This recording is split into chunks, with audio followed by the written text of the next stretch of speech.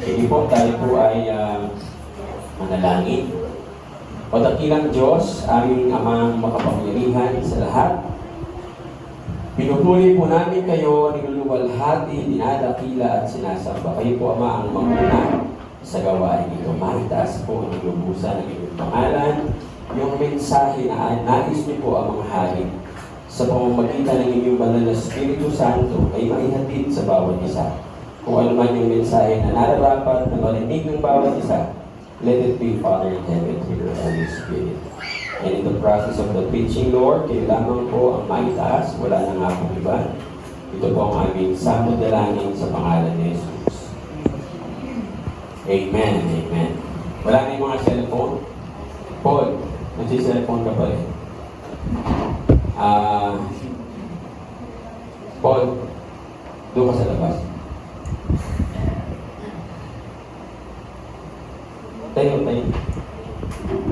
Simula ngayon dahil lagi ka nagsi-cellphone, diyan ka na sa labas. Nasa CR pa. Hindi ka po pwede pumasok sa loob ko na. Okay po. Ang topic natin ngayon is about law. Ayaw na. Ayaw na ako.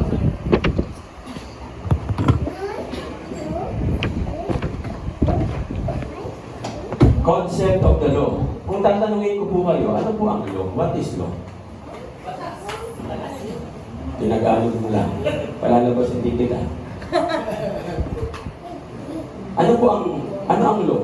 Anong idea meron kayo about law? Pag sinabi natin law, ano yung pumapasok sa isip?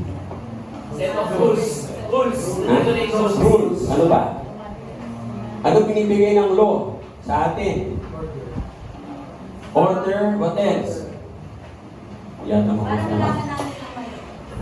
Malaman ang mali at tama. Ano tawag natin doon? Guide. Starts with letter J. Jari? Nasa Cavite. Justice. Mga kapatid, ang purpose ng law is to have justice. Yung ginawa ko ba kay Paul ay tama? May justice ba yan na pinalabas ko lang siya ng basta-basta? At hindi ko na siya papapasukin dito? Tama o hindi? Ako, hindi nyo alam ang batas. Tandaan nyo, para magkaroon ng justice, may proseso. Yes. May warning. Yung ginawa ko hindi tama. Ang tanong, ba't walang nag-react sa inyo? Na pinalabas ko si Paul. Nakuha po ninyo mga kapatid. Nakita ninyo paano we are all ignorant of the law. That's what makes injustices in our country. Kasi hindi natin binabasa yung batas, yung constitution. Alam lang natin, mag-TikTok, mag-Facebook. Okay, Paul, pumasok ka na. Tapos sinabi ka.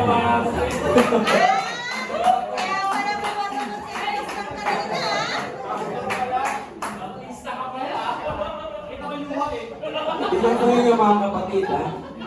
Kaya merong injustice sa ating bansa. Kasi tayo yung mga dapat na maninindigan, hindi tayo naninindigan. Bakit po? Hindi tayo sigurado sa batas. Pag tinanong ka, nasa batas ba yun? Hindi ko alam eh. Kaya hindi ako nakasuporta. Hindi po ba? Yung ginawa ko kay Paul, maling-mali yun eh. Dapat akong umpisawan ni Paul. Huwag muna ha. Tigil mo yan. E di diretso mo. Wala mo lang nag-react sa inyo. Yun po ang nangyayari sa atin ngayon. No? Kaya nga po dapat alamin natin, ano ba yung concept ng law? Dapat malaman po natin yan mga kapatid. Because we are citizens of the kingdom of God, tapos hindi natin alam anong ibig sabihin ng batas. Ng law and order. Law and justice. No? Tandaan po natin mga kapatid, no? Sa lahat ng civil society, may tinatawag po na rule of law. Yan po yung bedrock, yung pinakapundasyon ng lahat ng society para po sa tinatawag na order and social justice. Natatandaan niyo yung topic natin last Sunday, yung natapos po natin, no? Na ang Constitution ay documented will ng gobyerno o ng hari sa democratic o republic country kagaya natin ng government, no? Sa kaharian noong hari para sa kanyang mga mamamayan. At ang purpose po niyan is to protect. Ang batas po, ang purpose, kaya na-produce yan, to protect the Constitution. Tapos, masecure po yung rights natin. Kaya hindi po pwedeng, may batas tayo, tapos basta-basta na lang magbabakuna. Bakit walang nagreklamong Pilipino? Kasi hindi alam ang batas. Tayo nakikipaglaban. Bakit hindi sila makapasok sa bahay? Nung sila ay nagbabakuna na. Kasi alam nila, pagkatapos ng ordeal na yun, pwede silang kasuhan. Kaya ang tapang niya sabi ng mga barangay, tao po, magbabakuna lang po kami. Nasa taas yun. Wala mo. Bakit? Bakit ako? Ako na! Sabi ko, tapang, wala yun na. Sabi ng mga barangay, sige po, hindi na po makapasok. Meron kong napapasok kasi hindi nila alam yung batas. Tandaan nyo, lahat tayo ng mga mamamayan ng bansang ito, may responsibility tayo na basahin ang batas. Hindi lang po ang lawyer. Kagaya ng Bible, the Bible is our constitution. So hindi lang dapat kami ng mga pastor na nagbabasa. Dapat kayo din. Paano sabi sa Bible, maging kagaya tayo ng mga Berean Christians. Anong ginagawa ng Berean Christians? Bakit kakaiba sila kaysa sa Thessalonican Christian? Anong kaibahan nila? Ano sabi sa book of Acts? Binabasa nila pagkatapos nilang marinig si Paul na mag-preach, pag uwi ng bahay, babasahin nila yung mga preach ni Paul kung ano daw, kung tama o mayroong mali. Ang tanong, practice po ba natin yan? O iniaasa lang natin lahat sa pastor? Kaya dumadami ang kulto. Hindi lang sa Pilipinas, kundi sa buong mundo. Nagtataka tayo, bakit si Kibuloy? Rapist na. Pedophilia. Tapos, human trafficker. Pero may mga nagrarally tayo nakita kanina. No, ipaglalaban si Kibuloy. Talaga namang mga nakamotor pa sila. Nadaanan namin. No? Talagang, yung kingdom ni Kibuloy. So nakita natin, bakit gano'n? Kasi hindi sila nagbabasa ng Bible. Magbasa man ng Biblia, maling translation naman, yung ginagamit, mamaya po makikita po natin, na marami po ang biktima ng maling translation ng Biblia. So wala pong human society na magsusurvive without laws. Palagay nyo, magsusurvive tayo ng walang batas? Hindi po pwede. Ay magpapatayan tayong lahat pagka wala ng batas. Pag wala ng batas, ang tawag na po doon, to each his own. Bahala ka na sa buhay mo. Saktan mo siya, wala akong pakialam. Basta ko nang gagalawin yung family ko. No? So ganyan din po sa kaharian. Na meron din pong batas para po sa sistema ng gobyerno. Bakit po kinakailangan natin ang batas, mga kapatid? Kasi po, ang tao, human being, whatever we are, kailangan po ng law dahil to keep yung baser instinct. Ano po ang baser instinct natin?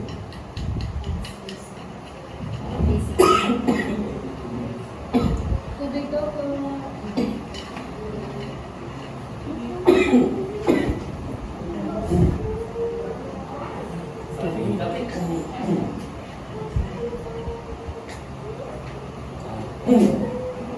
Ang makulong pa itong ating.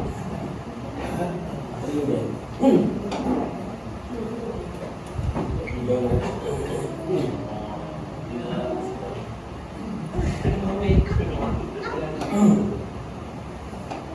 Ang baser instinct po natin ay ngipin sa ngipin, ilagid sa ilagid, mata sa mata.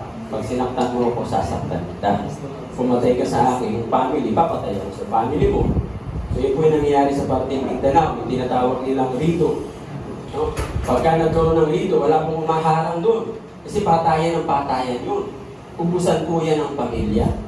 Hanggat may natitira sa kabila, hindi titigil yung kabilang family. Walang batas eh. Yan po ang mabigat pong problema. Yan po ang chine-check ng law.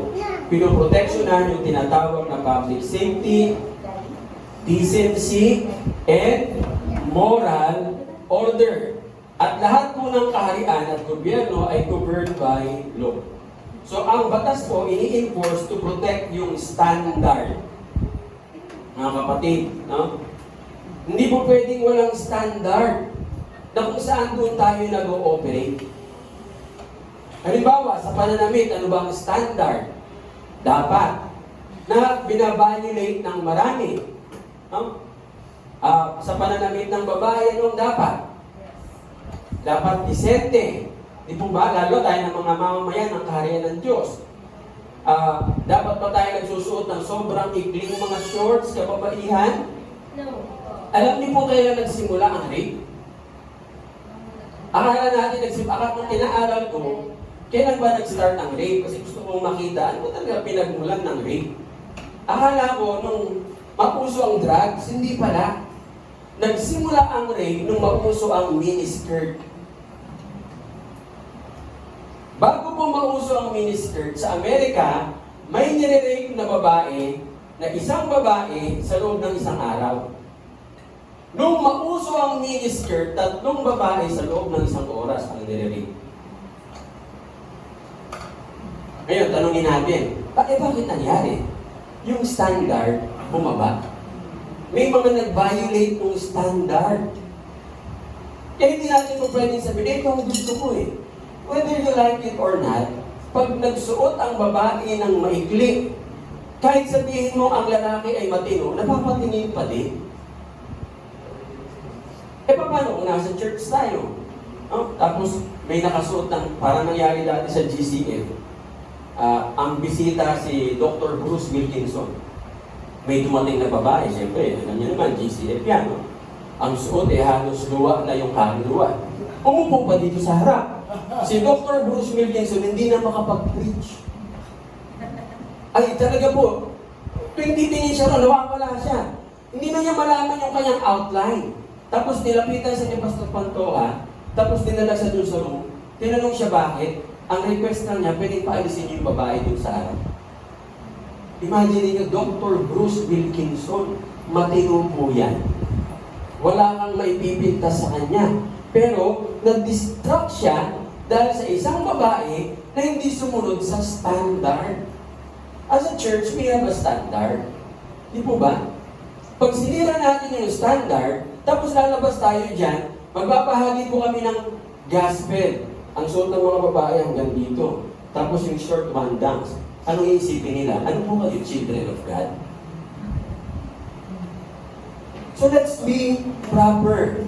Tandaan natin, kay prayer meeting yan, kaya yan ay worship service, magsuot tayo ng standard sa Biblia. Ay, hindi naman na kailangan ng tanong yan eh. Malalaman mo na wala ka sa standard pag napapatingin yung bawat dadaanan mo.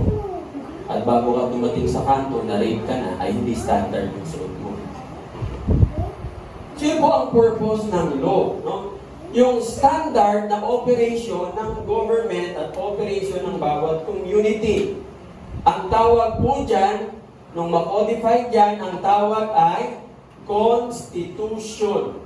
Alam niyo po ba saan galing ang salitang Constitution?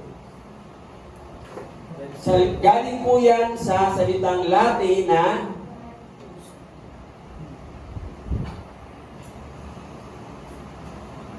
constituere. At ang ibig sabihin po niya, hindi po yan law.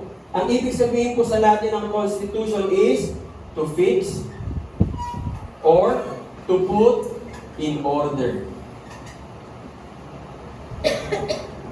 So ano po sinasabi sa atin? Ang Constitution ay inaayos at itinatama yung mali. Kaya pag hindi na itatama yung mali, ibig sabihin merong mali sa Constitution. Hindi siya na-i-implement na maayos. Kaya nga po, ganun ka-importante ang batas. Na nasaan po ang batas? Nasaan po ang mga batas? Nasa Constitution. So, bibigyan ko po kayo ng mas maliwanag na idea. Yung Constitution, kinakapalooban ng mga batas. Ano ang mga batas? Article 1, Article 2, Article 3, Article 4. Yung Bible na ating Constitution, naglalaman siya ng mga batas. Chapter 1, Chapter 2, Chapter 3, Verse 1, di ba? Article 1, Section 1. Oh. Sa Bible, Chapter 1, Verse, pareho po. Kasi nga po, it's a legal document.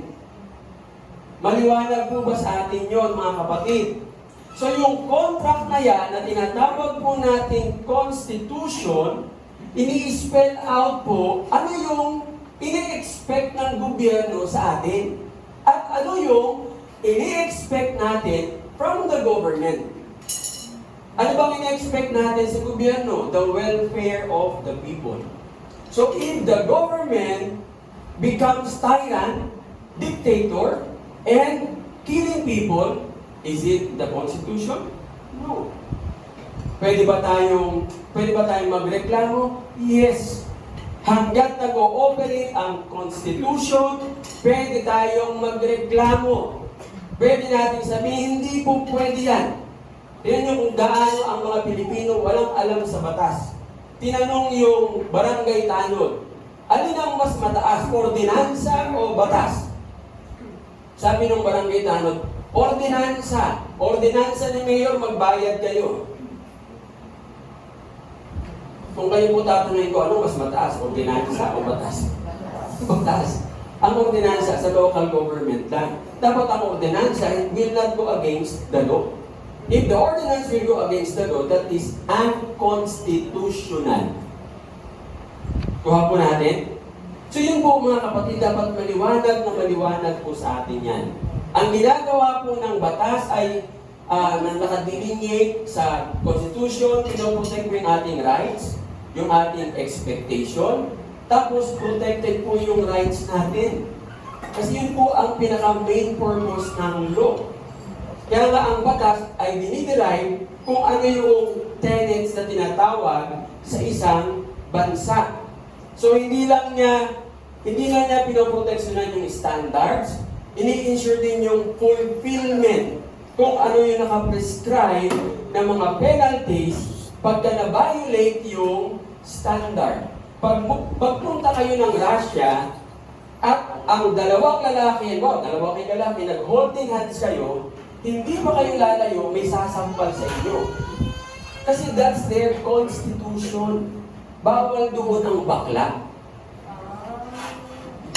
Kaya pag naggera, World War III, no? Ang Amerika at ang Russia, talo Amerika. Bakit po? Ang daming baklang sundalo sa Amerika. Pag makita nila naka-sniper, ang gwapo. Ang gwapo!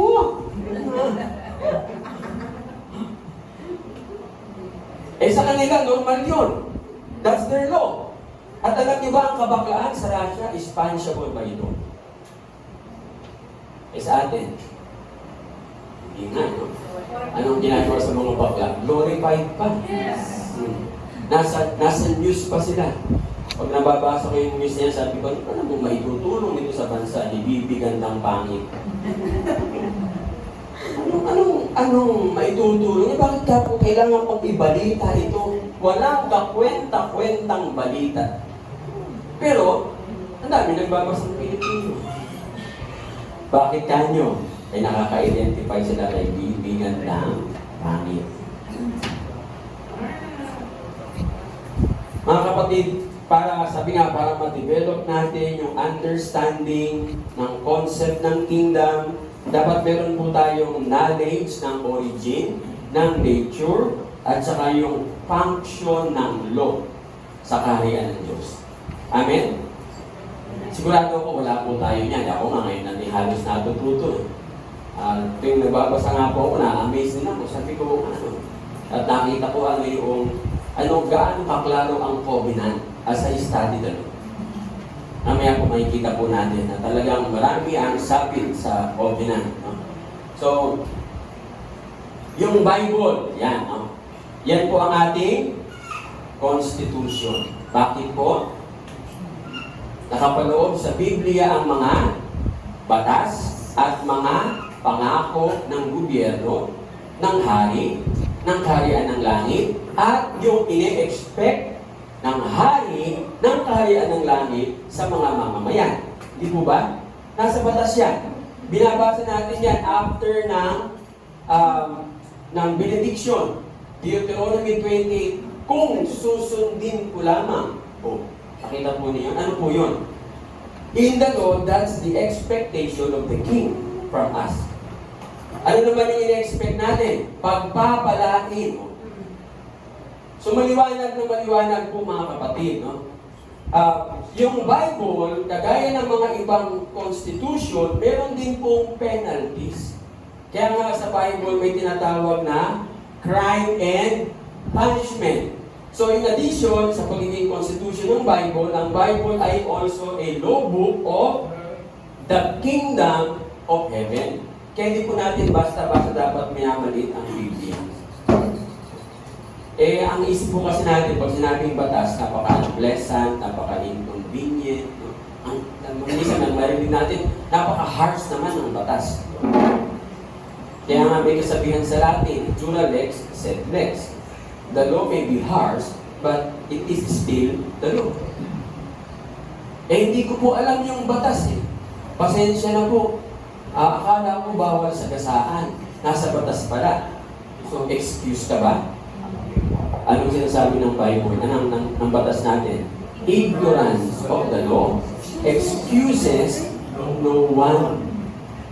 Kaya hindi mo pwede sabihin ng nagdadrive, ay hindi ko po alam. Kasi hindi ko po nabasa yung ating constitution, pasensya na po.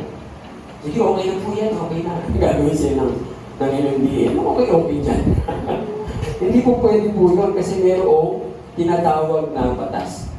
So, tandaan po natin, ang batas, dinisign yan para malaya tayo na ma-pursue yung ating unlimited options or unlimited na, potential sa ating buhay. Kasi ang ginagawa po ng batas ay safe environment. Tingnan po ninyo, sa basketball, meron bang law? Yes. Tanggalin mo ang law sa basketball, ano mangyayari? Hindi mo na malalaman na ganun pala kagaling si Michael Jordan, ganun pala kagaling si LeBron James, ganun pala kagaling si Stephen Curry. Kasi walang batas. Pero dahil may batas, at sila ay nag-ooperate within the provisions ng law, lumalabas yung galing nila. Di po ba? So ganun din po ang Bible.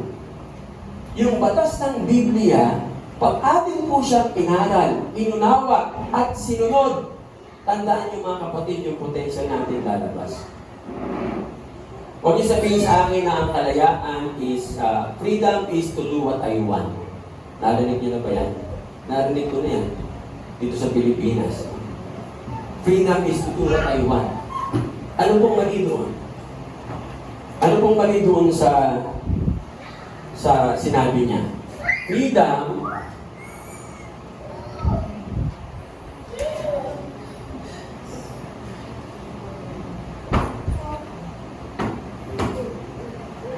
ano pong mali dito? Freedom is to do what I want. Taas ang kamay na nakapag-aral ng logic. Ayan. So, meron pong, di ba meron tinatawag sa logic na syllogism? Naalala po ninyo? Hindi na absent siya. Sabi nga, pag ikaw ay nagsimula, yung freedom, ano ba ang freedom? Is it particular or universal? Sa syllogism. Universal, di po ba? Tandaan niyo sa logic, when you started in universal, your conclusion should be universal. Ang conclusion niya is particular. So, ano tawag? Wrong syllogism. Logically speaking, mali. Hindi po ba? Kuha ninyo? Maliwanag ba? Yes. So dapat tinitignan po natin mga kapatid, marunong tayo dapat mag-analyze. Hindi mo pwede sabihin, freedom is to do what I want. Ay kapatid, mali ka dyan. Kasi nagsimula ka sa universal, tapos nag-end up ka sa particular. Salungat sila. No? Tandaan natin, ano ba ang kalayaan? Biblically speaking, freedom is always circumscribed by boundaries. To work and to live within boundaries. May mga passage po dito, tingnan po ninyo, ito po ay kasalanan na hindi natin binibigyan ng pansin. Wala na. No? Sinasabi natin, kasalanan ang pumatay, kasalanan ang mangalo niya, kasalanan ang sumamba sa ibang Diyos. Pero ito ay kasalanan din po. Kasi sinabi rin ng Panginoon niya sa Biblia. Nabasa niyo na po ba yan? Hindi ba? Sige, basahin natin. Sino may Bible? Proverbs chapter 23, 19 to 21. Pakilakas po. Anak, maging matalino ka. At pag-isipan mong mabuti ang iyong buhay. Huwag kang makikisama sa mga lasenggo. At sa masiba sa pagkain. Yun! Uy! Pagkat sila'y masasadlak sa kahirapan, darating ang panahon magdalawa ang kasama. Yun! Nakita niyo? Yan po ay kasalanan because it's against the law. Diba? Sino ko kung sasamahan? Lasenggo at masiba sa pagkain. Makain na ba yung masiba? Teka, bakit ka na... Wala kang pinapatungkulan. Ang sinasabi ko, mabuhay po tayo within the boundaries ng Bible para ma-reach natin yung full potential natin. Anong tawag sa kasalanan na yan? Sa Bible, gluttony. Hindi natin pinapansin, di po ba? Pero, mabigat pong kasalanan yan. Try to imagine, yung pastor nagpipreach. Tapos ang pinipreach niya ay mabuhay po tayo laban sa laman.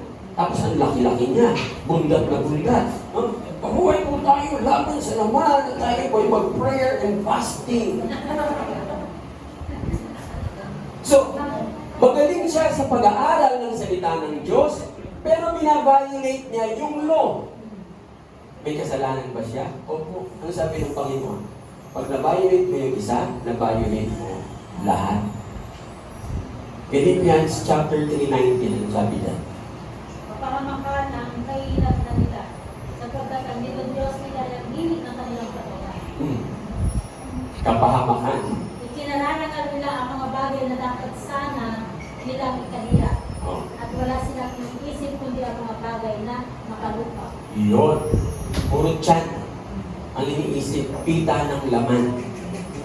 So ang kahihirap na ay, totoo naman, di po ba? Subukan yung kumain ng walang tigil. Nakita na natin sa YouTube, kung gaano sila lumalaki, parang ganito yata kalaki pa o doble pa. Hindi na mailabas sa pintuan, dinaan sa bintana, hindi pa rin kasi sa bintana, binarak yung bintana para lang ilabas at magamot. Tandaan nyo, ang gluttony, hindi lang po yan basta-basta sakit. Hindi lang po yan basta-basta isang bagay na nagagawa ng isang tao. Pagbasahin niyo po sa Bible, ang gluttony is a problem of the heart. May problema po sa puso. Kaya, napapapunta sa pagkain. So, kain ng kain, imbes na address yung problema ng kanyang puso, pumupunta siya sa ibang bagay. Akala niya pwedeng pagtakpan. Hindi po pwede. Alam ng Panginoon eh. No? So, tandaan natin mga kapatid, doon tayo mabuhay sa mga boundaries na yan na nasaan? Nasa Bible. Ano mangyayari sa atin? Kung yan po ang ating pamumuhay, ang sinasabi po ng Biblia, magpa-prosper ka. Tapos marireach mo yung iyong full potential. Yun po yung binasa natin kanina sa umpisa. No? Ayan po, liwanag. No? The law of the Lord is perfect. Ano ginagawa? Dividing the soul. What else? Making wise the simple. Ano pa ang meron? Giving joy to the heart. Giving light to the eyes. And the law of the Lord endures forever. At ang batas ng Panginoon, sabi dito sa verse 9, altogether righteous, palaging matuwid, at mas higit pa sa ginto. Totoo po, napakatindi ng salita ng Panginoon ng kanyang batas. At ang batas ng Panginoon is sweeter than honey. At ito ay binibigyan tayo ng warning, sabi sa verse 11. And keeping them, there is great reward. Amen. No? So, himayin natin ulit, ano ginagawa ng law of the Lord sa atin? Una, nire-revive yung soul natin, binibigyan tayo ng wisdom, binibigyan tayo ng kagalakan. Totoo po ba? Opo. Sa mga kakapagbasa na ng Bible, 100% true po yan. Ngayon, kung hindi pa na-experience sa pagbasa ng Biblia, ano pa po? Ini-enlighten yung ating kaisipan. Kung meron tayong maling nagagawa, magbasa ng Biblia, lahat na pag ikaw ay nabubuhay sa kasalanan. Kasi ang taong nabubuhay sa kasalanan ay ano? Sinabi ng Panginoon niya sa krus ng Kalbaryo, Ama ko, patawarin mo sila. Hindi alam ang ginagawa. Totoo po ba na ang taong nabubuhay sa kasalanan hindi alam ang ginagawa? O po? Adultery. Meron silang ginagawang adultery. Sa tiyam ako, may nakausap po akong gano'n. No? Sa bahay po ng isang, kakilala nyo eh. Ha? Dumating itong dalawa. Yung lalaki may asawa. Yung babae ay yung sila nagkikita. Tapos parang proud pa sila. So straight tinanong ko, tama ba yung ginagawa niya? Alam mo, sagot sa akin yung babae, hindi pastor, ang importante, mahal ko siya. Panginoon ka ko. Alam niyo yung ginagawa niya? Saan siya nabubuhay? Flesh. Pag ang tao nagkakasala, hindi alam ang ginagawa. Tandaan niya. Kahit kakilala mo, kahit kaibigan mo, pag may kasalanan yan, subukan mong bigyan ng katwiran, sasagutin ka ng pabalbal. Pero, nagbabasa ng Bible. At nagkukuha pa ng Bible yung babae, napakagaling pa nga. Nung mag-Bible study, kasama sila. Ang galing, ang daming alam na Bible verses. Sabi ko, bakit ka maraming alam na Bible verses? Nagtuturo po ako dati sa Sunday school. Ang tanong ko, Katie Perry, ikaw ba yan? Di ba ba si Katie Perry ay Bible school teacher? Ay Sunday school teacher? Anak mo yan ng pastor. Pero ngayon, sino sinasamba niya? Si Satan. Bakit? Bakit napunta doon? Pain, ano ba? May problem siya sa heart bago pa man siya nagturo sa mga bata. Hindi niya na-address. So gusto niyang mabuhay ng malaya. Akala niya malaya siya. Eh, wala siyang kalayaan sa katotohanan. So ano ba ginagawa ng Bible sa atin? Ini-enrich niya yung kayamanan natin. Mayaman ka na, pinapayaman ka pa. Prayer of Jabez. Di ba? Nabasa na senior nung Wednesday ni Brother EJ. Lord, bless me indeed. Mayaman na yun. No? Ano yung sumunod niyang prayer? Enlarge my territory. Ano po yung prayer na yun? Sabi niya, Panginoon, payamanin mo ako. Okay, sinagot ng Lord. Tapos sumunod niyang prayer, payamanin mo ba ako, Panginoon? Teka muna, JP, sobrang takaw mo. Masama ba yun? Hindi, kasi tama yung relasyon niya sa Diyos eh. Kaya binigay siya ng Panginoon sobrang kayamanan, merong barangay Jabez sa Bible. Alam niyo na, yung mga hindi pa nakakaalam, tanongin niyo po yung nandito ng Wednesday. May barangay Jabez po. Jabez. O, si Jabez yung nag-pray. Na Panginoon, pagpalain mo ako, pangiyamanin mo ako, payamanin mo ako ng payamanin. At hindi na po basta-basta yung barangay niya. Yung barangay niya, pinapakain niya lahat ng nakatira. Kasi lahat ng nakatira, hindi nagtatrabaho. Dahil meron silang particular na calling. Anong calling nila? Levites. Sila po ay naglilingkod para sa Panginoon. Bawal silang magtrabaho. Eh, gaano karami yun sa isang barangay? Para mapakain ni Jabez. Ibig sabihin marami. So, ibig sabihin si Jabez, hindi lang bilyonaryo. Baka siya ang kauna-unahang trilyonaryo. Kasi, paaral yung mga anak nun. Tapos yung mga anak nila nag-aaral, may pabakon. Meron ba? Wala pa naman siguro pamasahe nun. Pambayad sa kabayo, papunta sa school. provided lahat ni Jabez. Because he lives within the boundaries of the law, the Lord blessed him. Alam niyo ba ang meaning ng pangalan ni Jabez? Ha? Akala sa pen. Pain. Yan, no? So, sa Tagalog, ano ang Tagalog ng pangalan niya? Pasakit. Kung ikaw ang may ganung pangalan, tuwing tatawagin ka ng nanay mo, pasakit, kain na! O sabihin ng mga kalaro mo, pasakit ka pala. Uwi na ba? Hindi po ba araw-araw? Araw-araw, tuwing tatawagin siya ng nanay niya. At kung kayo si JP, sigurado ko, hindi na rin tayo halos lalabas ng bahay sa iya. Pero nung ginawa ng Lord, from pain to prosperity. Because He lives within the bounds of the law of the Lord. Pwede ba mangyari sa atin yun? Ang Diyos ni Jabez, ang Diyos natin, pareho na. Walang pinagkaiba. Kung pinagpala si Jabez na sumunod sa Panginoon, pagpapalain din po tayo. God is the same yesterday, today, and forever. Tandaan po natin, pag sinunod po natin yan, maliwanag na maliwanag na sinasabi sa Bible, inonorish niya hindi lang katawan, kundi kaluluwa at spirito. Kasi sinabi ng Panginoong Yesus, basahin natin ang sabay-sabay.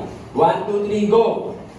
It is written, man does not live on bread alone, but on every word that comes from the mouth of God. Kaya pag tayo nabubuhay lang sa pagkain, kulang ang buhay natin.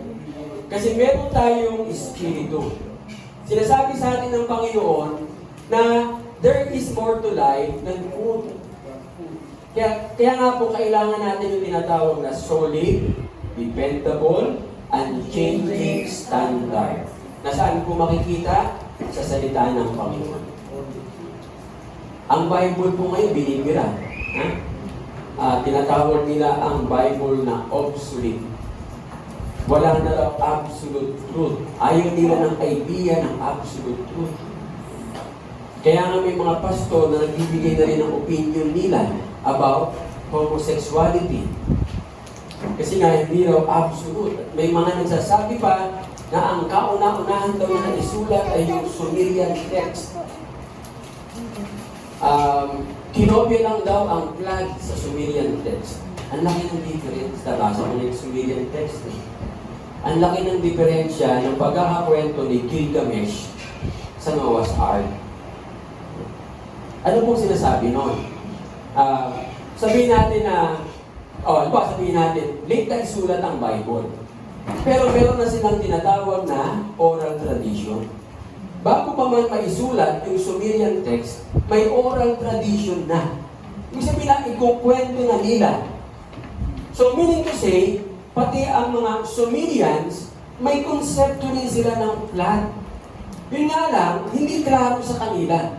Unlike the Israelites, maliwanag na maliwanag sa kanila ano yung cause ng flood. Si Gilgamesh, kalahating Diyos, kalahating tao. Tapos yung kalahating tao niya, hindi pa tao. Katawan ng kabayo.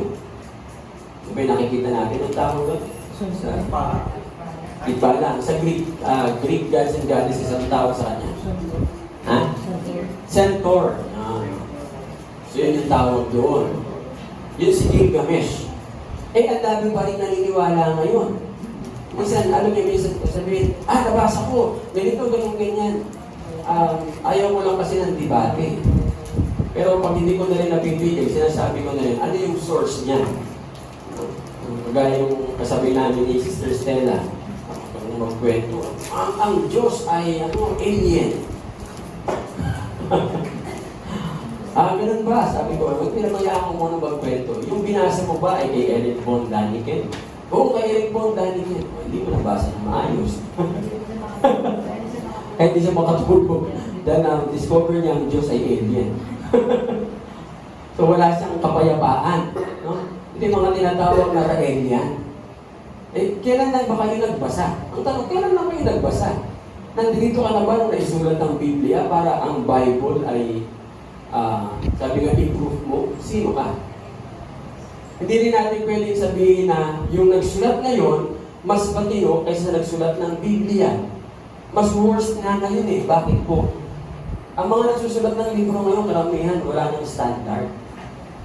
At may mga nagsusulat na sinungaling na. Eh yung narrative nila, mali-mali na. Unlike during the time, nung may sulat ang Bible, napaka-importante ng integrity. Alam niyo po paano sinusulat ang pangalan na Yahweh sa Biblia? At alam niyo kung anong gamit natin? Pure na gold. Tapos, pagdating doon sa pangalan na Yahweh, yung scribe, maghuhugas muna ng kamay. Maghihilamos.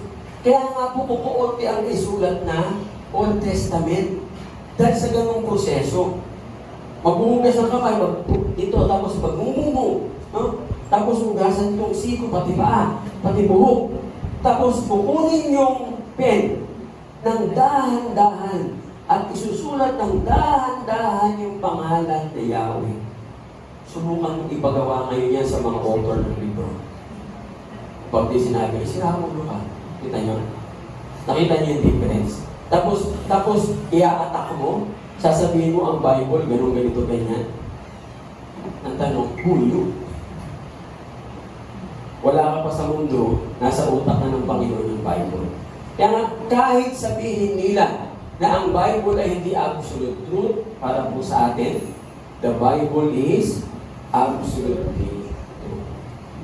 At, tandaan natin, lahat ng nandiyan dyan na kalooban ng Panginoon, dapat po nating sundin. Wala tayong karapatan. Bakit po? Based sa pag-aaral natin about Lord, ba't wala tayong karapatan? God is Lord. And what is the meaning of Lord? Honor. Siya ay nagmamayari sa atin by way of what? Anong authority meron siya? Bakit? Wala tayong magawa. Pag sinabi niya, ako ang mayari sa inyo.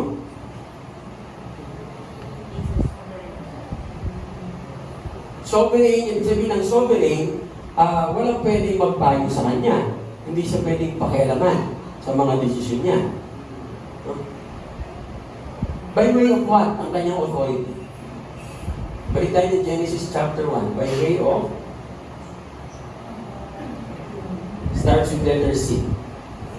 Creation. God created us. Di po ba? And when God created us, saan siya nagsimula? Nothing. Tandaan niyo yung word na bara.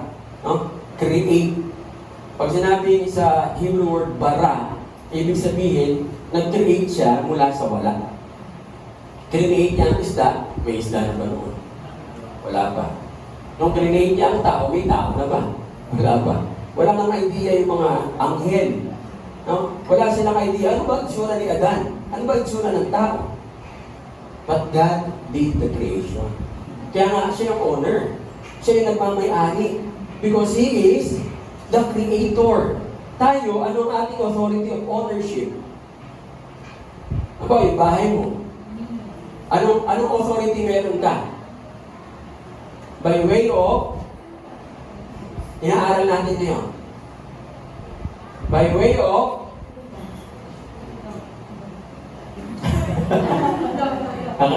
inaaral natin, no?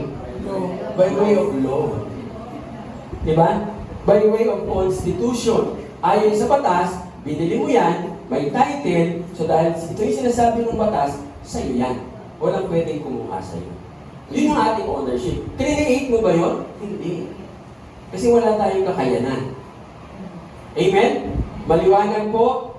Tandaan po natin, walang batas sa Biblia na hindi para sa ikabubuti natin na mga mamamayan ng kaharian ng Diyos. Yung seemingly akala mo parang hindi maganda, at the end of the day, maganda rin yan. Yung Matthew 18. Natatandaan niyo yung Matthew 18 principle? Na in-enhance yung Matthew chapter 6 na prayer ng Panginoon. Forgive us our sins as we forgive those who sin against us. Ano sabi sa Matthew 18? Pagka hindi ka nagpatawad, magkakaroon ka ng tormentor. Totoo po ba? Yes. Hindi nila nakikita ng mga tao, pero pag mag-isa ka na lang, yun pumapasok yung tormentor. Kaya huwag natin sabihin na hindi totoo yung batas ng Bible. 100% totoo yan. Tandaan natin ang Biblia ang best regulator ng civic society. Bible. Kaya nga gusto tanggalin ni Satan yan eh. Kasi gusto ni Satan is chaos. Tinanggal yung 10 Commandments. O patayan ng patayan sa eskwelahan. Grade, elementary grade, nagsasaksakan. Nung panahon namin pag elementary, wala kaming alam na gano'n eh. Bakit? Kasi pag upo mo sa harap, 10 utos ng Diyos, ang laki-laki. No? Makikita mo kaagad, huwag kang magkakaroon ng ibang Diyos maliban sa akin. Huwag kang papatay. Nababasa mo eh. Kahit mali ang pagkakasunod-sunod.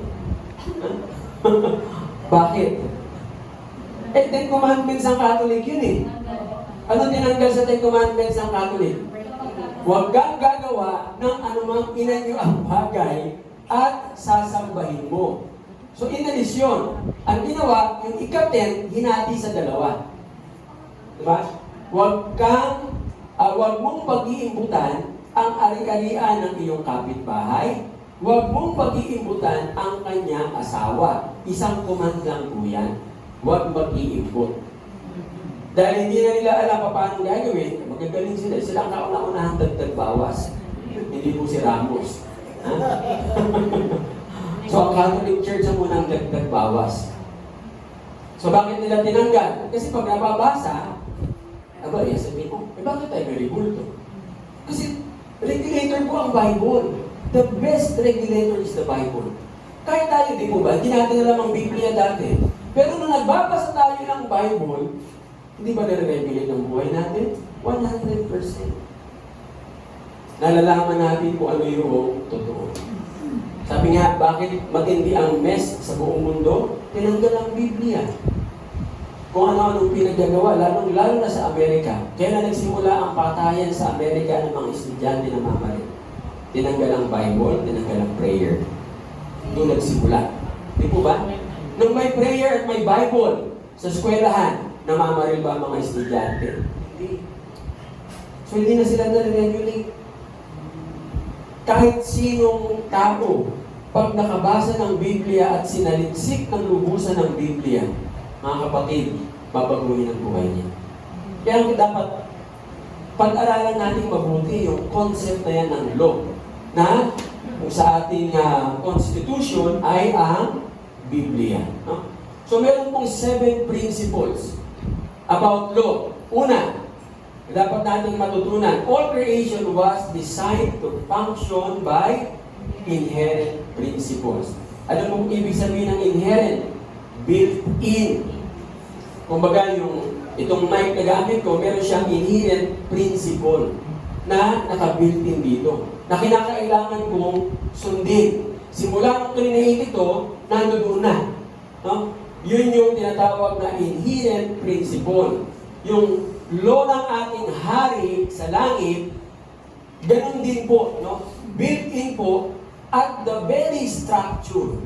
Sa ating lahat po, naka-built-in na yung batas. Nasa katawan po natin. Sa mga susunod nating pag-aaral, makikita po natin yan. So yun po yung nagde-determine kung paano magpa-function ang isang creation. Kaya nga po, ang lalaki, nung create ng Panginoon, naka-built-in. Ngayon, pag binayolate ng lalaki yung principle na yun, ano nangyari? Ano nangyari sa lalaki? Nagiging bakla. Tapos ano ba? May punishment ba? Yes. Ano ang punishment? AIDS. AIDS. Acquired Immune Deficiency Syndrome. Yan, AIDS. Hindi ba tayo nagtataka bakit ang bakla lang ang nagkaka-AIDS pag nagtatalik? Bakit hindi ang tomboy? Bakit ang tomboy hindi nagkaka-AIDS? Nagkaka-AIDS lang sila pag sila ay bisexual. pumapatol sa lalaki, pumapatol sa babae. Eh, yung lalaki na patulan niya, bading-ding pala. Hawa-hawa na sila. Kasi nasa Bible. Di po ba? Nasa Bible yun eh. Na pag ginawa mo, mayroong stipulation na punishment. So tandaan natin, ang law na sinasabi po sa atin na built-in ay law of nature. Nasa physics, na tinatawag na gravity, nasa thermodynamics, no? Yung mga steam na tinatawag, at tandaan natin, pag sinabi pong batas, it can be observable, measurable, at pwede mong ulitin. Na pag inulit mo, babalik ka sa same result. Why? Kasi may law. Kuha po natin, pag may batas, may order. Okay? Di po ba, ang built-in sa atin ng Panginoon na nilikha tayo ng Diyos, mabuhay tayo ng hindi lang sa tinapay, kundi pati sa Espiritu, sa salita ng Diyos. Eh, nabubuhay ka lang sa flesh. Ano mangyayari sa'yo?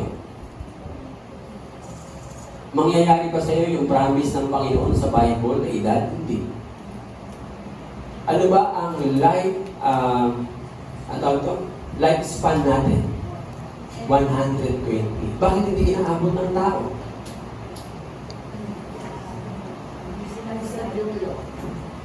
Hindi natin sinunod yung law. Ano yung law sa Bible? Hindi natin sinusunod ngayon. By the leaves, you will be healed. Si nanay, no? Bago siya mamatay, lumumi siya na kulay itim. Bakit po? Sa dami ng gamot na iniinom niya, nasira na yung kidney niya. Yung itim na dinumin niya, yun yung kanyang kidney na dugo niya. Dugo po yun. Huh? Eh, ilang taon siya umiinom nung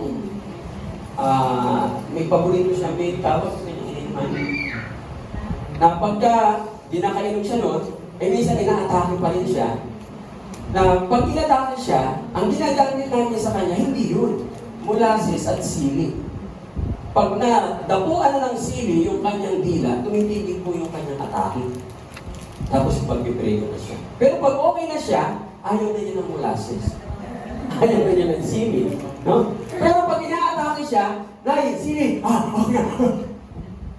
Molasses, okay. Kasi po ang molasses, pag tumama sa bibig ng ina-atake, kalmado po agad yan. Tested po na po yan. Yung nawala ng malay sa kanila na construction worker, ininom ng molasses, wala na pong malay yun. Ginanon lang yung molasses sa bibig. Dumapo yung molasses sa bibig. Nagising yung tao, sabi niya, ano nangyari sa akin? Pero hindi natin pinapansin. Basta naniwala tayo saan? Advertisement. The question is, kung effective talaga yung gamot nila, ba't kailangan i-advertise? Hindi mo kailangan i-advertise. Kasi pagdating mo ng tao at naranasan niya, hahanap-hanapin niya. That's the law. Kaya, hindi ba kayo nagtataka? Ang daming ospital, ang dami rin sakit. Ang daming doktor, ang dami rin may sakit. Because it's a business. Healing becomes a business. Ano sabi ng Panginoon? By the leaves, you will be healed. Kaya na natin maniwala. Basta niniwala tayo sa kay Big Soto. Sorry, hindi naman siya doktor. Pero naniniwala tayo kay Big Soto. Ito po ay nakakapagpatanggal ng baga. Pag ininom nyo, tanggal ang bagay nyo. Solvents. Pero naniniwala ka. Kahit hindi siya doktor. Bakit? Eh, sikat eh. Paano kung sikat nyo po yung magpo-commercial mo? Maniniwala ka? Hindi. Hindi siya sikat eh.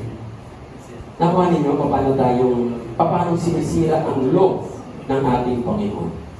Tandaan natin, lahat ng create ng Panginoon was designed to function by certain built-in principles. Lahat po yan may built-in principles. Hindi po pwedeng wala. Na kinakailangan po natin sundin. Okay? Pangalawang prinsipyo about law, yung principle na tinatawag po na natural law. So ano po ang natural law? It has something to do with the law concerning yung nature po ng isang bagay. Halimbawa, ibon. Hindi mo kailangan turuan ng ibong lumipad. Kasi nature niya yun eh. Built-in sa kanila. Di ba, pag nakikita natin yung agila, hinuhulog yung kanyang anak, yung mga tao sa maya-maya kalahati yung lumilipad yung Bakit? Alam nung nanay, kasi built-in sa nanay na agila. Alam niya kung kailan dapat lumipad yung anak niya. Hanggang wala pang masyadong pakpak, hindi niya papakain lang siya. Pero pag nakita na nung nanay na pwede na, iuhulog niya yan. Ganyan po ang agila. Yung mga nakakita na hinulog, hinulog! Hindi nila alam lilipad po yun. Kasi natural law. Another example, yung isda, kailangan pa bang turuang lumangoy? Isda, halika ha, ganito ang paglangoy. Hindi. Nature nila yun eh. Hindi po ba? So yung principle na yan, nag-a-apply din po sa halaman, nag-a-apply din sa tao, nag-a-apply sa lahat. Bawat nilikha sa mundo, mayroong tinatawag na natural law na kinakailangang sundin. Na pag hindi mo sinunod, may kaakibat na consequence. Kaya dito po natin masasabi na hindi lahat ng nangyayari sa atin ay judgment ng Panginoon. Hindi mo lang nasunod yung batas na create na ng Panginoon, built-in sa nature, hindi mo sinunod, ngayon nagsasuffer ka na, tapos sasabihin mo, kasi pinaparusahan ako ng Diyos. Hindi mo lang kasi nabasa ang Bible. Bigyan ko ng example. Kunin natin si Annie. Sa magkakapatid siya ang blessed. Di po ba? Sa magkakapatid siya yung kakaibang blessing ng Lord sa kanya. Bakit? Kasi si nanay, kinuha niya sa bahay. Ang lapit na naman ng mga kapatid niya. Sa gilid lang pumunta doon eh. Pupunta lang pag may abilyan. Pagka si nanay ay medyo pahingalo, o kaya nag-atake, biglang nagdadating na, ang dami, no? Tapos pag si nanay, pag dumating na, "Nay, kumusta ka na?" "Okay na." Pero hindi okay yun. Pag alis nila, tsaka magsasabi sa kanya, "Masakit yung masakit yun." Bakit? Kasi doon na siya naging totoo. And that became a blessing to her. Kasi yung magulang na nakakapagkwento ng totoo sa anak, blessing po yun eh. Ang hirap na yung, alam niyo, ang magulang, sinungaling yan eh. Karamihan ng magulang, kailangan magsinungaling para lang huwag madali yung anak. "Nay, kumain ka na ba?" "Oo." Ay, wala na pag konti pagkain. "At ay, kahit kumain ka na ako." "Kumain na ako." "Kanina pa." Pero hindi pa yung kumakain. Kung kakain yung mga anak, busog na. Okay ba kayo? Busog na kayo? Pagtalikod niya, pero yung anak, na kung pwede siyang magkwento, tingnan po ninyo yung mga inchik. Alam niyo yung kultura ng Chinese? Ang nanay nilang may sakit, pinag-aagawan. Bakit? Alam nila yung principle. Hindi sila believer, pero ang mga inchik, maalam sila sa tinatawag na law of nature. Kaya yung kanilang mga gamot, hindi po ba? Pati yung key na tinatawag, the law of the air, alam nila yan. Sa kanila nga nanggaling yung parang nagkaroon ka ng lamig. Sa mga Chinese yan eh. At alam nila paano tanggalin. Kaya sila pag may sakit yung nanay, yung tatay, kukunin sa bahay. Nag-aagawan sila sino mag-aalaga. Because they knew na pag inalagaan mo, may kapalit na blessing. Why? That's the natural law. Huwag natin, pag may sakit yung nanay dali natin sa home for the aged.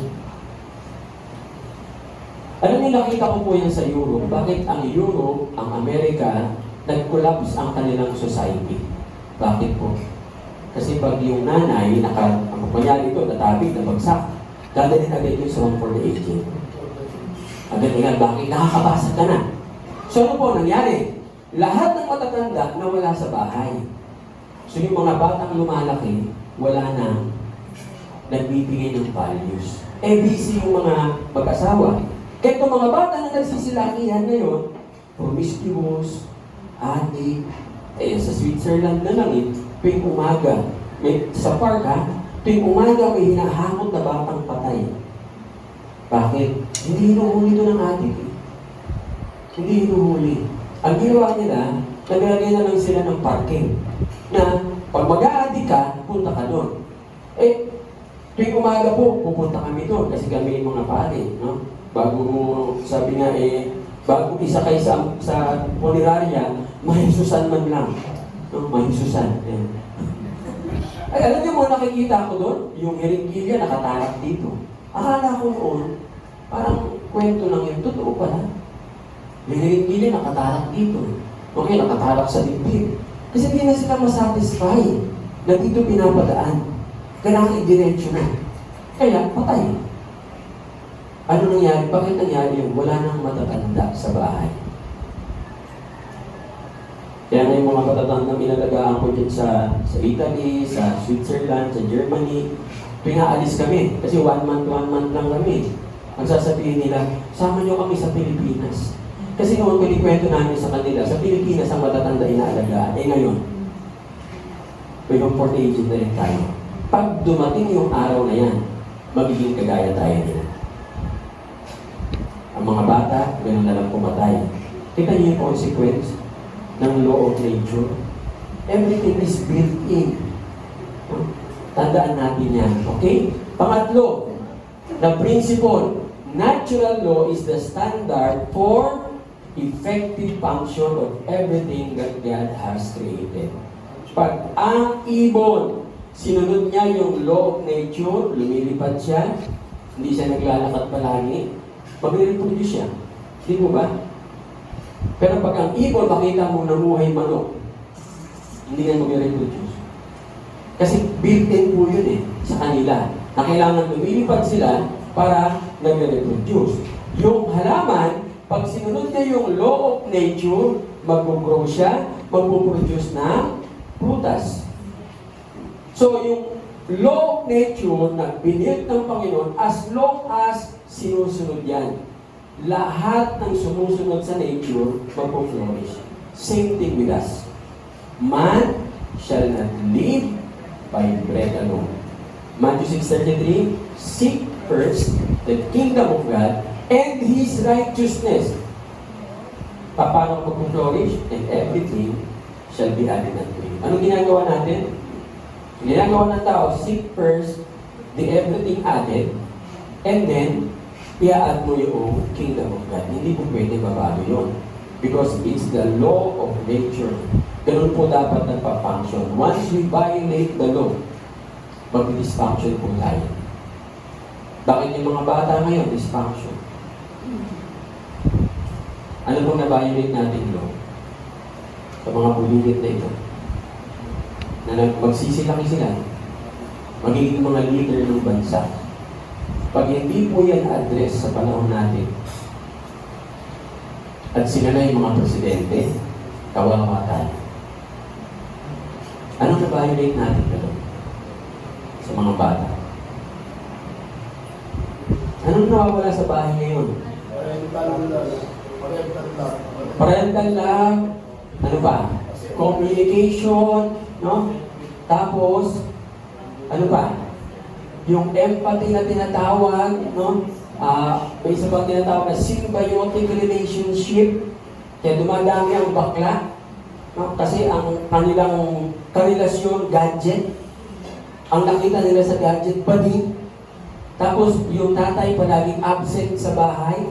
Mas maraming time sa barkada, sa trabaho. No? Pag umuwi naman ng bahay, galit pa. Lalapit yung bata lang, pag yung bata medyo malaki na, Daddy, ano ba naman? Kaya ako sa trabaho So yung bata, lumalaki, yung hinahanap niyang yakap ng tatay. Alam mo, napakahalaga ng yakap ng tatay. May kasamahan kami sa GCF, naging bakla. Buti na lang naging pastor. Kaya siya naging bakla, hindi niya naranasan yung yakap ng tatay. Kasi yung tatay niya, simula bata siya, ang feeling ng tatay niya, pag niyakap siya, ang feeling ng tatay niya, bakla yung tatay. Kaya pag lalapit ka sa tatay, lumatayo yung tatay. At hindi ako bakla. Ano lalaki ako? Kung ako siya kayo. So lumaki siya pati.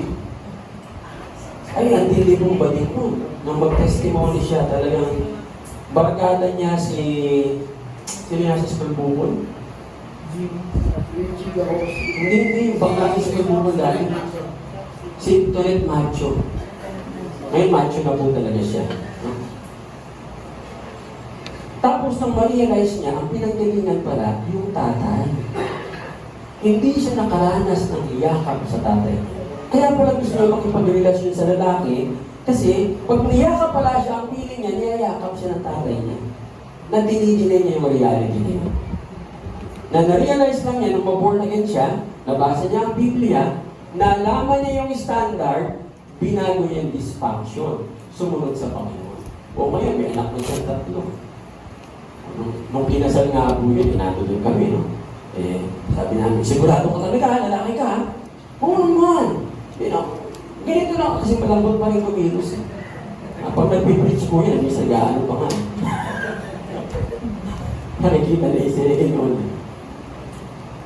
Nung unang gabi nila, no?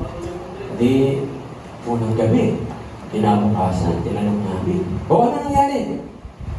Sabi niya, buti na lang! Naging lalaki ako! Bakit? Ngayon ko lang nalaman ang totoo! 3 ang naging anak. Yung asawa niya ay manager sa Manila Pen. Imagine niyo, lagi kami nun sa Manila Pen. Mapangasawa niya yun, lagi kami sa Manila Pen. Yung all you get doon, ay, talaga naman. Walang bayad po yun, manager siya. So nakita niyo yung blessing ng pagsunod. Nung binabalulate niya, yung buhay niya nag-dysfunction. Kinikwento nga niya eh, pag may nakakasalubong siyang lalaki, ang hindi daw niya maintindihan, bakit pag may pader, natutulak siya sa pader? Diba may kasalubong siyang lalaki? Parang bigla siyang gagawin sa pader, tapos hindi na siya makaalis niya, ganyan ang lakad niya. Hindi niya mapaliwanag. Bakit? May dysfunction. Kasi nga mayroong batas na hindi natupad. Built-in sa atin yan. To function normally. Amen? So, napaka-importante po mga kapatid na natural law. Kasi yan po yung standard, no? Na magde-determine paano tayo magpa-function effectively. Pag hindi po natin sinunod yan, tandaan natin. Dysfunction. Iyon. Marami pong nagdi-dysfunction sa kabataan ngayon. Kung natin alisin yung relationship sa bahay, ang daming pwede ipalit sa gadget eh. Di ba? Bumili kayo ng mga blocks, mga building blocks, yung mga puzzles, no? Ang galing yung gadget. Pag nasa harap ninyo yung bata, huwag niyo ipapakita na nagsiselfone kayo. Pag nandun yung bata, kausapin. Di po ba? Lalo yung mga ganyan edad, naghahanap din ng atensyon eh. Eh, nandiyan sa harap mo. Eh, ikaw, busy ka saan? Pagmamay. Mine. Huh? Oh. Busy ka sa mga computer games. Eh, yung bata mo naghahanap ng atensyon. Eh, buti pa ang pusa, minsan marunong. Diba? Ang ginagawa ng pusa, sinasampal yung amo. Gusto ko masampal ka ng anak mo. So, kausapin ko, communication, that's one nature na kailangan po natin ng mga tao. Ang mag-asawa, bakit nag-aaway? Nawawala na po yung communication. Tandaan nyo, pagka ganito po yan, paano nyo malalamang nawawala? Unti-unti po yan eh. No? Hindi na pagising sa umaga, diretso sa CR, tapos nakabihis na. Oh, maligo ka na. Yung sa umpisa, ganyan. Sumunod na punta sa CR. Ano ba, nakahiga ka pa? Tapos pagka sila kakain, yung una, sweet yan, sweet. Oh, ubo ka na.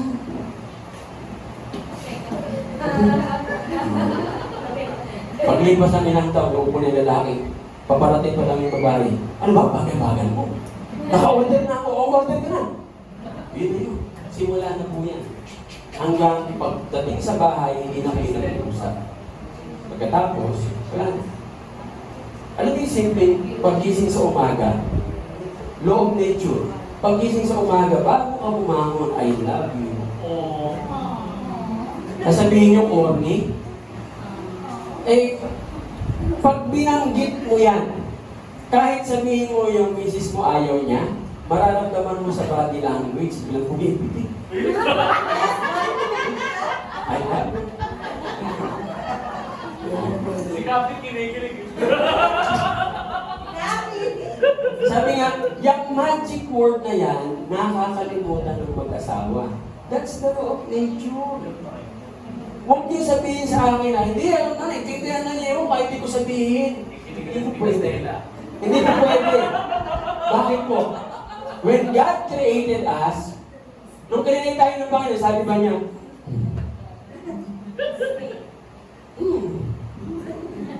Hindi, di po ba? He used the word. So, dahil salita ang ginamit ng Diyos, in our relationship, we need to use the language, the word. Kaya napakahalaga po. Banggitin nyo, I love you. Paano ba? Paano daw? Ay, mas kailangan banggitin mo yan. Mas kailangan banggitin.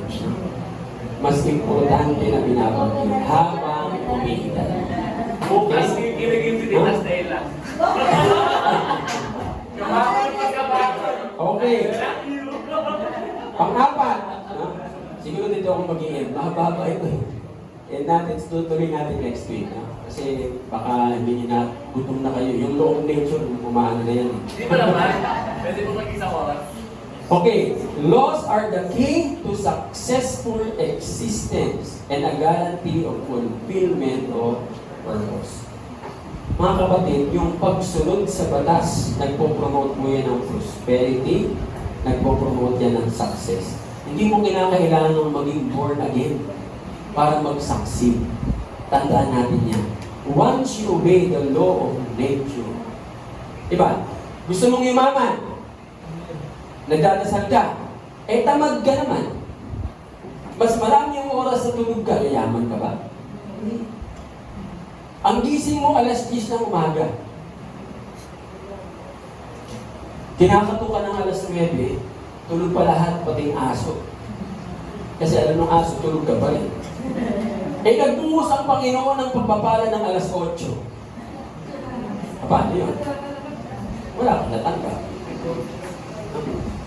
Sabi nga tandaan natin, daig ng maagap ang masipag. That's the law of nature. Gising ng maaga, napaka-importante niya. Makipag-liig sa Panginoon. Jogging ng maaga. Para yung katawan mo, pag-gising mo, okay na. No? Kasi talaga nagpo-promote yan ng prosperity. Kasi huwag niyo sabihin sa akin na kailangan mo born again ka para yumaman. Ang daming milyonaryo hindi born again.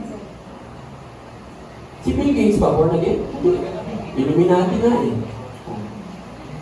Pero masipag. Diba? Ang pag sinabing trabaho. Ang Germany, bakit hanggang ngayon napaka-asensado nilang bansa? Alam niyo po nakita ko sa Germany, nung nandun po ako, alas 6 lang ang trabaho, alas 6. 5:30 nasa trabaho na sila. Nagtatrabaho na, no?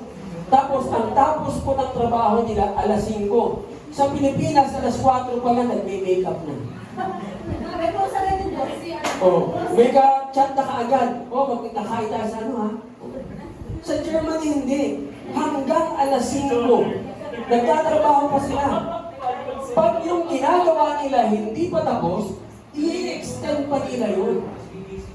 Tapos sasabihin namin, kasi may mga trabahador sila dun sa congregation kung saan ako kasama. Nasasabi ko, 5:50 na. Eh, hindi kami magbabayad ng overtime. Ano yung sasagot? Wala pong problema. Kailangan ko itong matapos. Ano yung grabe pala ang kultura dito? Yan kita niyo ang Germany. Hanggang ngayon. Hindi sila pumapagsak. Sila lang ang bansa sa Europe na walang Hudyo na negosyante. Pinatay lahat ni Hitler. Kaya maayos sila. Kasi ang mga Hudyo, ang sama ugali niya. Kaya nga nung bata ako, pag masama ugali mo, sabihin sa'yo ng nanay mo, ugali Hudyo ka. Totoo, di ba? O, natatawa si Brad Rene. Di ba? Pag masama ugali, parang ang Hudyo. Totoo naman kasi, masama ugali ng mga Hudyo. Ang Hudyo, pag yan ay pinabayaan mo, lalamunin ka.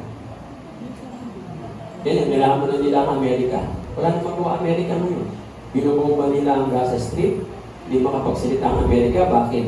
Ang buong economy ng Amerika, kontrolado ng Hudyo. Kaya wala na nagsasalita. Diyan, tataka tayo. Bakit pinapatay yung mga bata? Binabaril. Nakikita natin sa news. Ang mga newscaster, may report na, binaril po yung bata, patay. Tapos, wala nang comment. Kasi, pag-aari na ng Hudyo ang Amerika. Kahit yung mga suit-suit natin, mga alahas, anong tawag natin dyan? Jewelries. O, nakita nyo, gano'n katigyan mga Hudyo. Sa taas ng pagninegosyo ng diamond, wala kayong makikita ang ibang lahi kundi Hudyo. Pag ikaw ay ibang lahi hanggang dito ka lang, sa pinakatuktok, Hudyo lahat yan. Kaya tinawag nilang jewelries. May tama pala si Hitler. Tama si Hitler nung pagpapatayin niya ang mga Hudyo. Tama din si Stalin nung ubusin niya yung mga Hudyo sa Communist Party. Pinagpapatay ni Stalin, di ba? Lahat ng mga Hudyo, pinadami niya sa mga Bolshevik. Kill them all. Tapos, di ba lang? Hindi rin kontrolado ng Hudyo ang Russia. Di ba? Yun po ang meron po tayo mga kapatid. Mag-obedience. Sa tandaan po natin. So, ang ibon, ano lang gagawin ng ibon? Lumipad. Kaya, hindi mo po pwede sabihin, lumangoy, lumangoy, ang ibon, ang ibon. Hindi mo rin po pwede sabihin, lumipad, lumipad, ang isda. So, susundin lang po. At hindi po yan different sa atin. Pareho rin po tayo. Sa mga anak, ano ang batas sa bahay? Sumunod sa magulang. Ang nanay ko mahirap at ko susundin. Hindi naman may bigay sa akin yung gusto ko. Bakit ko siya susundin? Ano sabi ng batas? Ano sabi ng batas ng Panginoon? Honor your father and your mother when they are rich. When they give you something? When they give you ice cream? Wala. May condition ba? Wala.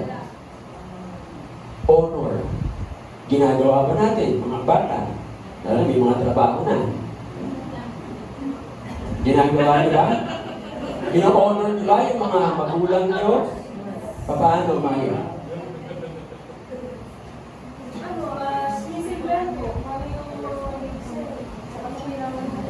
Anong kailangan na? Oh, bait ni Mayo. Na-honor ba ni Mayo yung tatay niya? Nagluluto siya, naglalaba. Sapat ba yan? Ano pa kulang? Yun! Because the word honor came from the Latin word honorari, kung saan natin kinuha yung honorarium. Okay? Pag sinabing honorarium, ano yun? Pera. Walang ibang ibig sabihin ng honorarium. Pag nagbigay ka ng honorarium, hindi yun sweldo. Binibigay mo yun sa speaker. Di ba? May nagsalita. Hindi mo siya pinasweldo. Ang binigay mo ay honorarium. Bakit? Ino-honor mo yung ginawa niya na hindi kayang bayaran ng pera. Kaya tinawag siyang honorarium. Kasi kung kaya mong bayaran ng pera, ang tawag doon ay stipend. Yung pinagtrabahuan niya, kaya kong tapatan ng pera. Kaya niyo bang tapatan yung ginawa ng magulang niyo sa inyo? Nung bata kayo, dumudumi kayo, ha? Tapos nung malaki na kayo, kaya niyo ng mura-mura ng magulang. Makita niyo yung ganun na. Tapos kumakain kayo sa bahay ng masarap, yung nanay niyo, tatay niyo, ang kinakain tuyo. Tapos meron ka pang audacity na tatawag, "Nari tayo ng ulam nyo." "Ay, tuyo lang eh." "Ay, kami tayo, naka-pizza kami." "Sarap ng pizza." "Hindi ko kayong magulang mo." Ay, pinano mo na pala sa pizza. Sige, okay lang, hindi.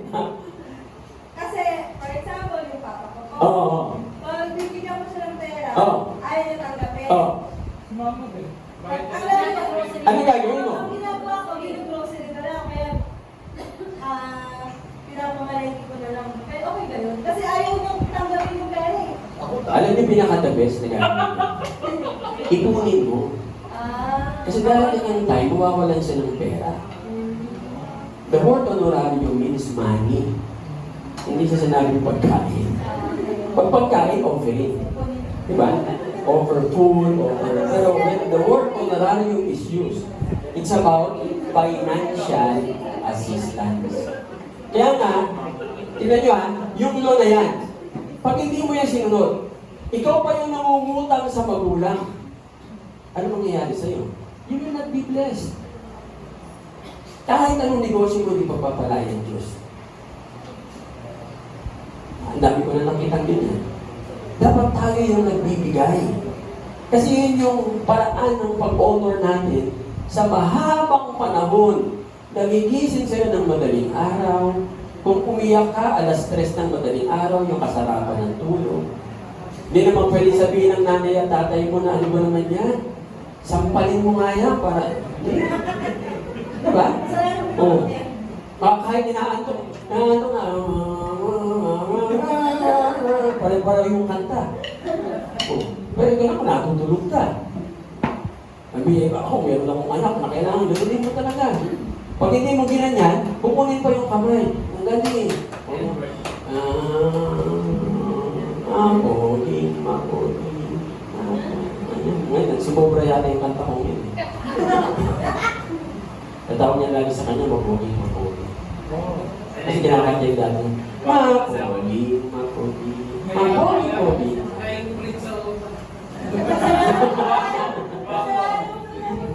Kasalanan. Okay lang nila. Okay? Klaro po sa atin yan? So as long as we acknowledge the laws of God at nagsasubmit tayo willingly, not forcibly, and living by obeying them, tandaan natin, tayo rin ay magsasaksi. Amen? Eh, yung sinasabi, hindi ko naman sinabi, nasa Bible yan. Saliksikin nyo na lang. Kasi kung puro lalayin mo lahat ng verses sa Bible, kulang. Sa dami ng mga verses sa Bible. So, as we submit to God's law, anong ma-realize po natin? Full potential. Amen? So, 4, may 3 pa. No? So, may 3 pa tayong bubuluhin, guys. Dahan-dahan lang, kasi baka mabigla kayo. Kaya ano po ba yung ating inaral about the law? Sa mga susunod nating pag-aaral, matadaanan po natin bakit nangyayari sa atin yung mga bagay na hindi dapat nangyari. Alam nyo, ngayon po po na-realize yung sobrang tindi ng covenant. As I study God's law, nakita ko po na yun pala minsan ang pinanggagalingan kung bakit nagnegosyo ka, bagsak. Aangat konti, babagsak. Eh, nagpipray ka naman. Madaling araw ka pa pumigising. Ang pinanggagalingan pala po nun ay may covenant kang ginawa, tapos kinalimutan mo. Pro tayo dyan eh. Kaya pag ikaw ay nag-covenant, huwag na huwag mong kakalimutan. Ilagay mo po kung saan po pwedeng lagi mo siyang nakikita. Sa ref, kung lagi kang kumakain, ilagay mo sa ref. Kung lagi kang nanonood ng TV, ilagay mo dito sa TV. Para lagi mo nakikita. Why? Because the moment you defy and violate that law, you will suffer the consequences. Ang bigat pala ng COVID. Nakita ko po sa Bible. Ngayon pala ang pinanggagalingan kung bakit. Kaya nga, once we study that, siguro ngayon pa lang, kaya inaalaw siguro ng Lord, kasi pang-anim. Kaya siguro inalaw ng Lord na masabi ko sa inyo, baka may covenant kayo na hindi hindi nyo natutupad. Alalahanin nyo lang. Ang ating Diyos, napakabuti. Kasi yung principle nga, nagaya ko sinabi ko kanina, yung principle ng law, pagbalik mo lang doon, ganun ulit. Repeatable yun. Kasi ito na yung built-in eh.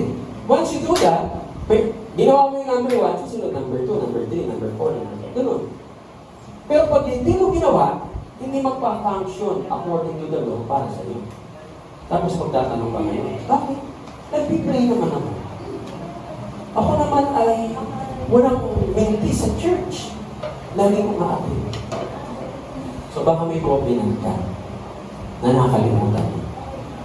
Tandaan nyo ang covenant, ito tatandaan natin ha, kagaya na sabi ko last time. Everything in our relationship with God is unilateral. What does it mean? Sa Kanya lahat nagsisimula, sa Kanya rin ang punta ng praises. Hindi po bilateral.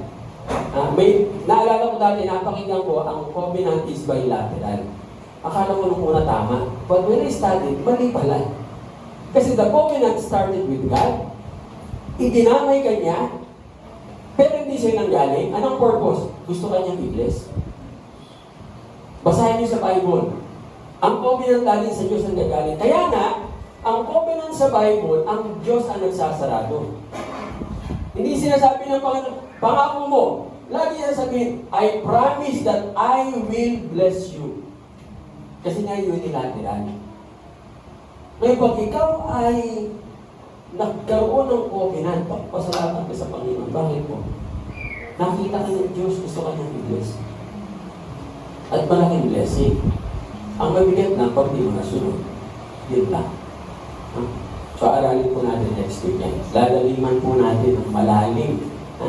At nawa, maintindihan po ng lahat, baka may mga covenant kayo na hindi nagawa, kaya pati ang negosyo nyo na-apektuhan. Kasi that's your business mo, potential mo yun. Pero ba't hindi nagsasaksi? Something is wrong. Ang covenant daw na hindi na-fulfill, sabi ng isang author, para daw inis ng trend na ganito. Tapos biglang nabawasan ng ganyang kalaki. So yung trend tumatakbo ng mabilis, ang bilis. Pagdating doon sa liwis na yun, iputol. Ano mangyayari sa trend? Babaliktad, destroy. Ang gagawin, gagawa ng bago, patatakbuhin na naman. Hanggat hindi mo inangayos yung naputol na bahagi ng liwis, ganun at ganun ang mangyayari. So yun po yung covenant. Unfulfilled covenant. Amen? Shall we bow our heads and come to the Lord in prayer? Father in heaven, we thank you. Salamat Lord dahil sa pag-aaral na ito, nakikita po namin ng mas malalim kung gaano ka totoo ang sinabi sa Psalm 19 that your law is perfect and it is sweeter than the honeycomb. It is even more precious than gold. At pag amin po itong gagawin at tutuparin Panginoon, there will be a great reward. Hindi lang po sa langit, kundi habang nabubuhay po kami. Sapagkat yung reward na ito, makikita ng mga tao sa palibot namin. At sila rin po ang magsasabi na purihin si Yahweh sa ginagawa niya sa iyong buhay. Maraming salamat po Panginoon. Ito po ang ating samot dalangin sa pangalan ni Jesus. Amen. Thank you.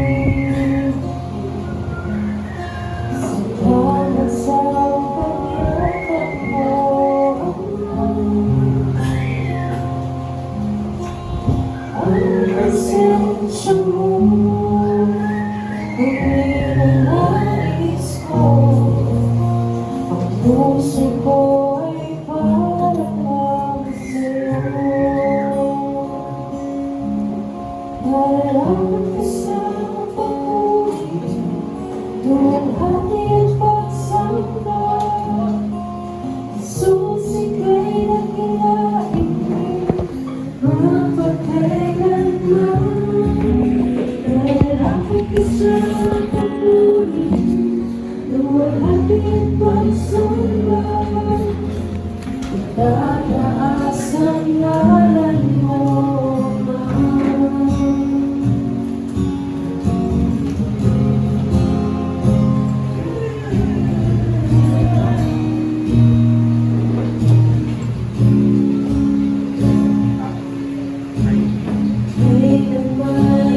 Di ka nagbabago,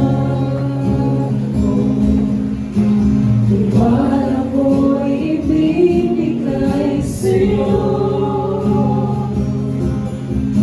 Mga pangako mo, pagkahawakan ko, mamamahagin sa kanina mo. Nararapat ka sa papuri, luwalhati at pagsamba. Jesus, ika'y nakilain, magpagkailanman. Nararapat ka sa papuri, luwalhati at pagsamba. Itataas ang ngalan mo, Ama. Nararapat ka sa papuri, luwalhati at pagsamba. Jesus, ika'y nakilain, magpagkailanman. Nararapat ka sa papuri, luwalhati at pagsamba. Itataas ang ngalan mo, Ama.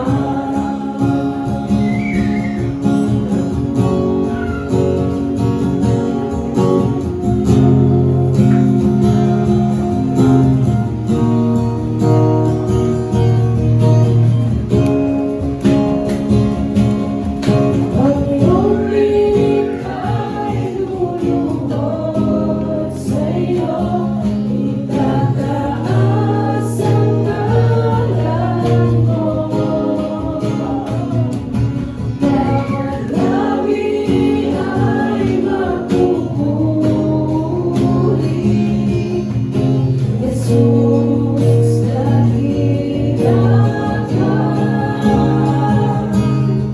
Kami iyong ika'y lumulog sa'yo. Tinataas ang ngalan mo.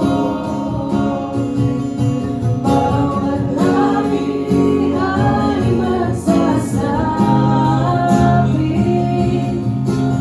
Jesus, dakila ka. Nararapat ka sa papuri, luwalhati at pagsamba. Jesus, ika'y nakilain, magpagkailanman. Nararapat ka sa papuri, luwalhati at pagsamba. Itataas ang ngalan mo, Ama. Nararapat ka sa papuri, luwalhati at pagsamba. Jesus, ika'y nakilain, magpagkailanman. Nararapat ka sa papuri, luwalhati at pagsamba. Itataas ang ngalan mo, Ama.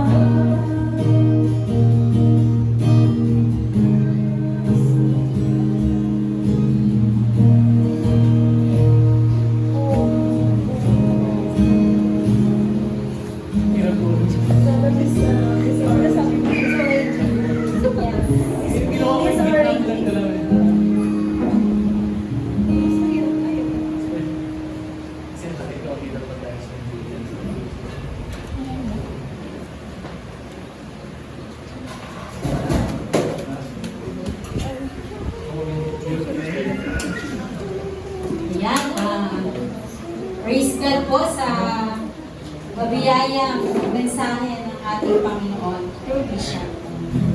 Lagi naman po tuwing sa atin yung mabiyaya. At lahat po tayo pinagpala. Salamat sa Lord sa reminder po sa bawat isa sa atin. Praise God, talagang na-remind tayo no, sa about the law of the Lord. May kanta niyan the law of the Lord. Hymnal yan, the law of the Lord is perfect. So yan po, dadako po tayo sa ating tithes and offering. Sabi po sa Malakias, chapter 3, verse 10.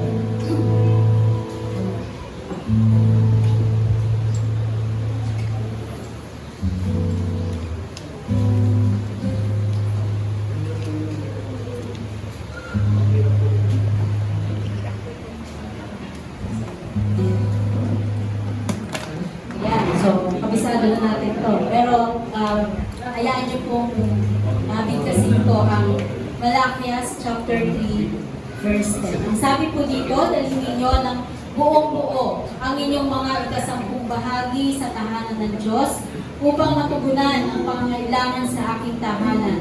Subukin ninyo ako sa bagay na ito. Kung hindi ko buksan ang mga bintana ng langit at ibuhos sa inyo ang masagalang pagpapala. So ito po ay batas din ng Panginoon. So yun na po, lahat po ng para po sa Lord, ibibigay po natin para sa Lord. Ayun po,